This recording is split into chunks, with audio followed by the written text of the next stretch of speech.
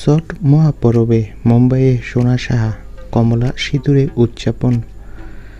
ছট মহাপরবের মরশুম, দেশ বিদেশে বিহারীরা এই আনন্দ উৎসবে পরিবারের সঙ্গে মিলিত হয়। মুম্বাইয়েও সেই উৎসবের ছোঁয়া দেখা গেল। এবার মুম্বাইয়ের সমুদ্র তীরে ছট উৎসবে অংশ নিলেন টলিপাড়ার জনপ্রিয় অভিনেত্রী সোনা সাহা। সাথে নাকি ছিল প্রতীক সেন। হাতে কুলো, মাথায় কমলা সিঁদুর, ছবিতে স্পষ্ট তার উদযাপনের আমেজ। সোশ্যাল মিডিয়ায় তিনি শেয়ার করেছেন নিজের আনন্দের মুহূর্ত। দর্শক ও ভক্তরা আগ্রহী এর মধ্যে কি সম্পর্কিত খবর প্রকাশ করবে। জানা গেছে সোনা সাহা ও প্রতীক সেনের সম্পর্কের খবর আগেই আলোচনায় এসেছে।